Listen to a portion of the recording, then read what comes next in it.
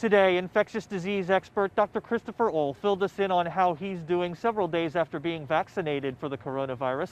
He also answered several questions from Facebook followers about the safety of the vaccine.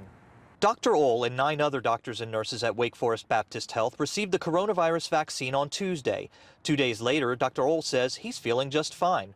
Ohl also stressed that if there are any side effects, they are easily treatable. The expected events of some arm soreness and maybe a fever in 10 to 15% of people is easily treated with ibuprofen, Motrin, Tylenol, and other over-the-counter agents. Dr. Ohl also answered questions from Facebook followers about the safety of the vaccine. One of those questions dealt with how quickly scientists were able to develop a vaccination. Eileen asked, with the record speed of vaccine development, is the scientific community confident there'll be no long-term side effects that haven't showed up in studies yet? Dr. Ohl says yes, he's very confident after examining the data from the trials of both the Pfizer and Moderna vaccines.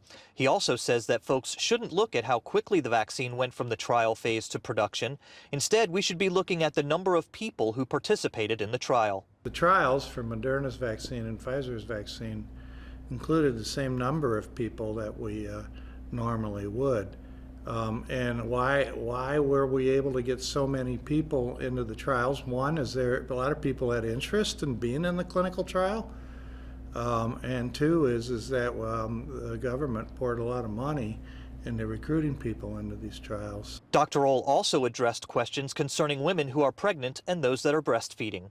Pregnant women do have a greater risk of getting more severe COVID. It's not a hugely higher, but it is higher.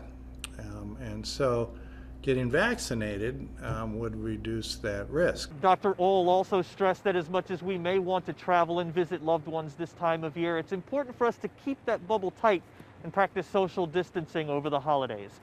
In Winston-Salem, I'm Chris Peterson, WXII 12 News.